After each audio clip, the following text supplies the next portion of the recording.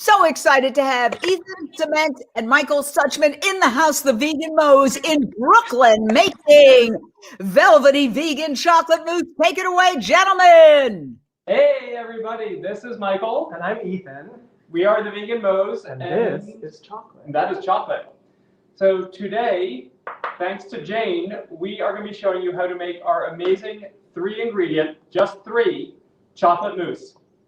Now, one of the reasons we love this recipe is because it's quick, it's easy. This is the kind of recipe that is great for someone who's transitioning to being vegan. We have a great mousse recipe using aquafaba, but when someone who's new to being vegan hears about aquafaba or bean water, they may get a little freaked out, or they'll hear about that chocolate mousse with avocado or like tofu, which by the way, we love it. They're really, really yummy. And if you want something that's a little bit more nutrient dense, those are definitely things for us to be going for. But when it comes to making things really simple and easy, that's what we really like, especially for people who are transitioning into a vegan lifestyle. It's so simple to make chocolate mousse, rich and velvety, without any dairy. Oh, I can't wait to see. Let's get started. Let's get cooking, good looking. So first thing you're going to do is we're going to take, it's 8 ounces of chocolate. Use whatever kind of chocolate you like. We prefer to use a bittersweet because it's just a richer flavor. And then we're going to throw in some vanilla and some water. And that's it. Those are your 3 ingredients. So let's get going. It's crazy. So simple. So simple. So if you want to grab your camera so you can show them, we're going to be over at the stove. Sure. Let's go over. All right, they're going to move a little bit, and that's very exciting. So now we are taking 3/4 of a cup of hot water.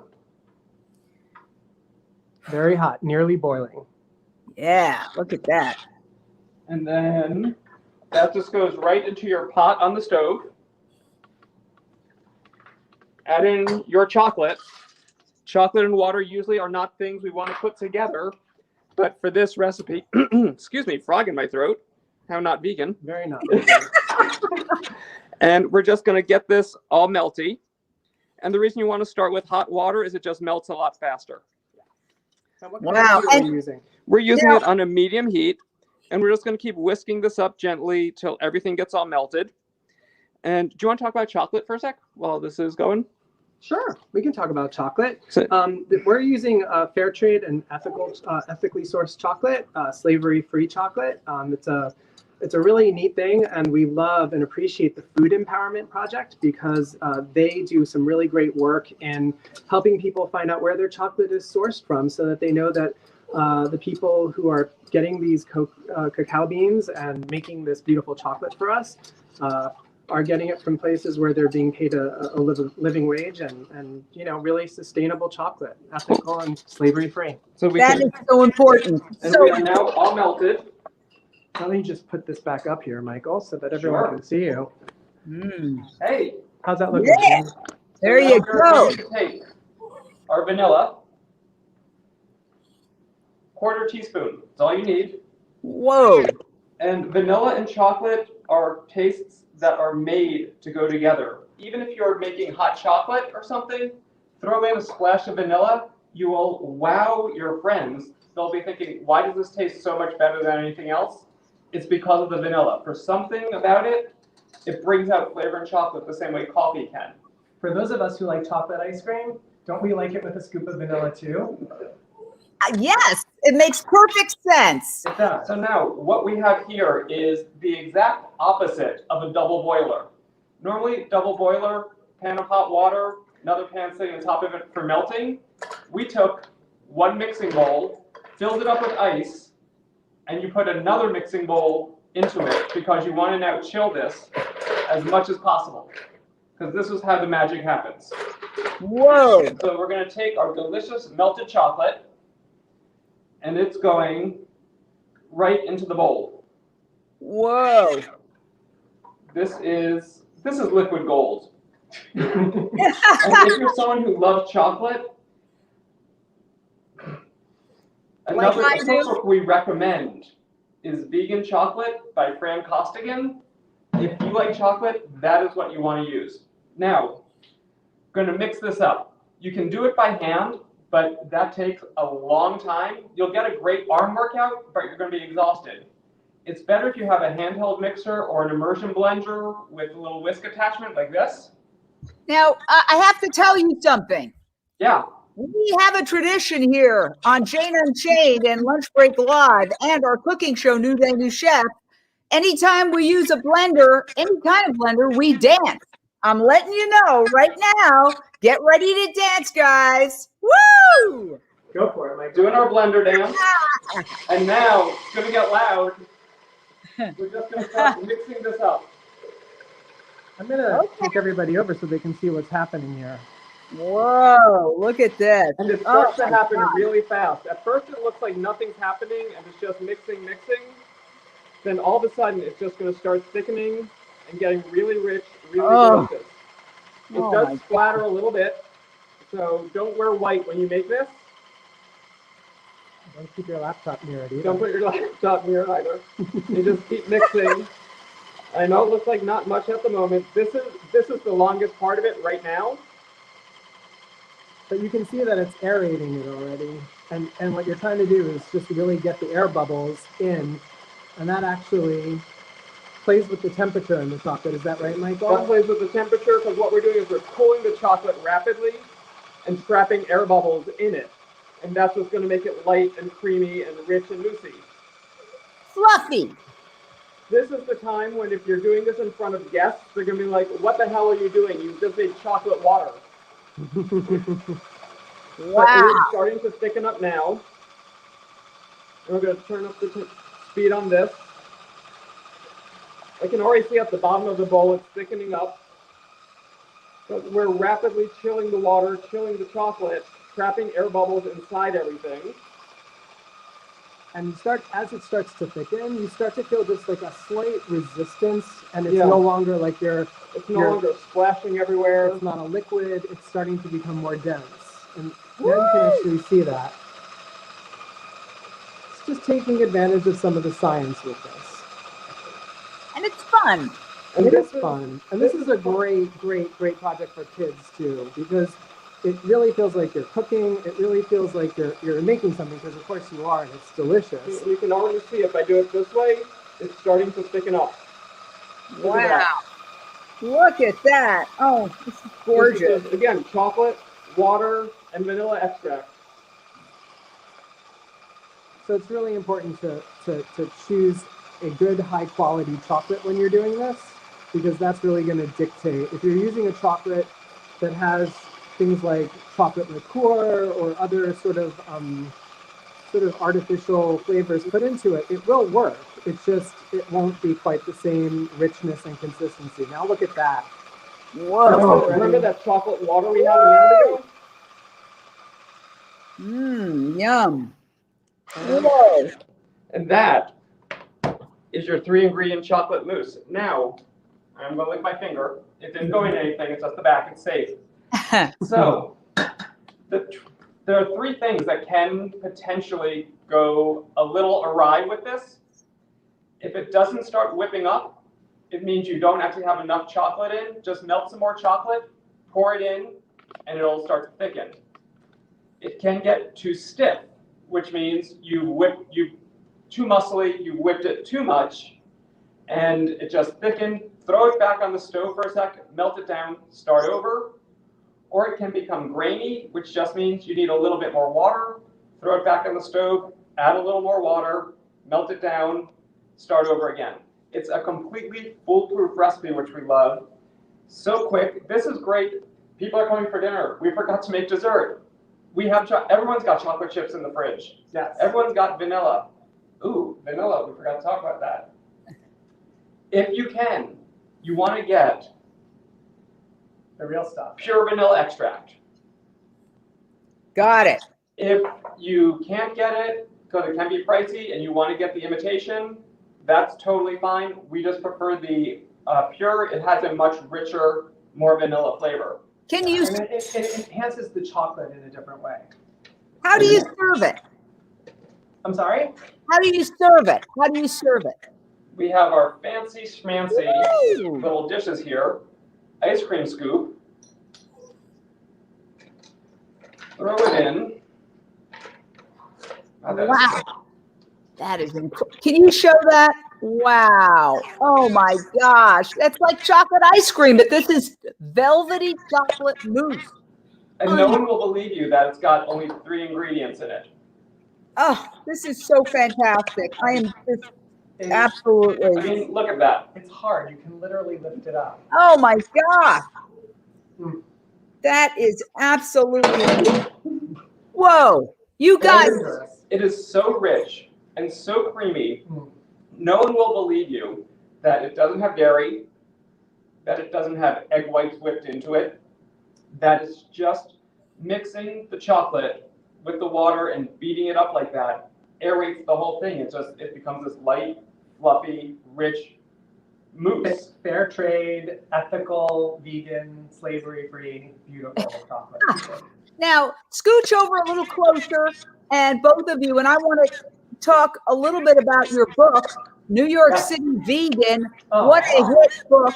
What an amazing book. You have so many incredible recipes, forward by the actor Alan Cumming, who is an amazing animal activist, just a wonderful guy. But look at that. I am just, it's amazing. Now, on your Instagram at Vegan Mos, you have some of the most incredible dishes, like mind-blowingly delicious. How did you guys come up with this?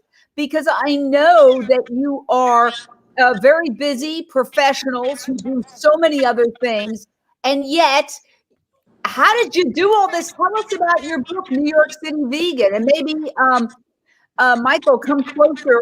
We'll get a little closer to you. Greg, go ahead. The book was really a labor of love for the two of us. We had been working on the blog for 2 or 3 years by that point. And our good friend J.L. Fields of J.L. Goes Vegan said to us, you guys should write a cookbook. At first, we poo-pooed the idea, thinking we are too busy running our medical practice. We don't have time for the book, but somehow we found the time. And we wanted to do something that celebrated vegan food for sure, but also was a love letter to New York City, which I grew up just outside the city. Ethan's lived here since he was 18. We met here, we fell in love here, we got married here. The story of our life is in New York City, and we wanted to capture so many of the different cultures and flavors and sounds and tastes and textures that make this city such an incredible place to live. We also, my family was originally from New York City. My family immigrated to New York City from Eastern Europe, as did your family. Yep. And we see the immigrant experience in New York City as being what makes it this wonderful melting pot, so many cultures living together, so many different cuisines. And I think there's often a belief that, like, if you're going to be doing vegan food, it's basically Italian or it's Asian food or it's something very specifically identified with one culture or another. And the truth is, all food can be vegan food, and all cuisines of the world can be veganized. And we wanted to show people. We certainly didn't tackle all the cuisines of the world. That would have been huge. In a cookbook of this size. Maybe the next one, but in reality, I think I see platanos over there. What is that on the lower left? It looks like the plantains that are. Those are potato latkes, Jewish potato latkes. There's definitely a little bit more of the sort of Jewish comfort food in there because we're both Jewish. And we wanted to also celebrate sort of our cultural heritage and the recipes of our family. And there are a lot of family recipes that we veganized in this book. Wow, you guys are so amazing. So what's next? I mean, you've got to write another cookbook, right? We're taking a little time off. We thought on and off about it, and we haven't been able to commit to an idea yet. And that's a lot of the times if you talk to someone who's done cookbooks, figuring out what's the theme of the book. And there are so many great ones out there also that if we come out with another one, we really need something as spectacular, if not more, than NYC Vegan. And also, it's been a challenging year for everybody, including obviously for our business. And so one of the things that we've been doing is using our platform to highlight other Black and brown and marginalized group individuals who are content creators and wanting to give them space to sort of become leaders within the movement, and we want to highlight their work. We're a platform for a lot of them now. That is so wonderful. I think that is absolutely fantastic. I wish I could just fly from Los Angeles or teleport and try that chocolate mousse right now. It looks so good. But again, just outline the 3 ingredients. And of course, this recipe will be on janeunchained.com. You can print it out and you'll see all the photos, and you can watch this video whenever you want to.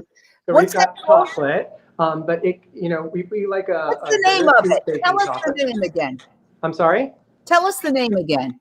The brand is Guitard. Yes, but you don't need to go with this brand. As long as you're getting a good fair trade ethical chocolate and it's a bittersweet chocolate, that's what we're really looking for. Or if you want to use a flavored chocolate, like a raspberry chocolate or an orange, and add some flavor to it, go for it.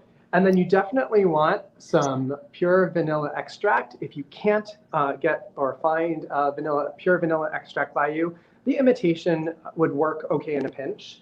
And hot water. Good old hot water. I want to say, this is one of the shortest lunch break lives that we've ever done. You made the entire mousse in under 15 minutes. That was kind of our goal. We wanted to show people that to make a mousse, you don't necessarily need a lot of time. I remember making mousse in my pre-vegan days where you've got to whip up egg whites, you've got to whip up cream, you've got to melt chocolate. It's just easily 20 minutes, a half hour, just prepping everything to put it together.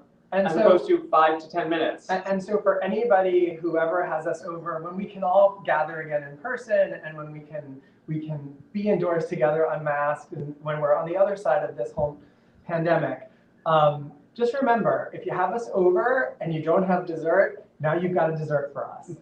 Or have the ingredients and we'll be happy to make it for you. And I know that you guys are very involved with the Woodstock Farm Animal Sanctuary in New York, one of my favorite sanctuaries in the world. Yes. You do such incredible things. So were you both vegan when you met, or did one turn the other vegan?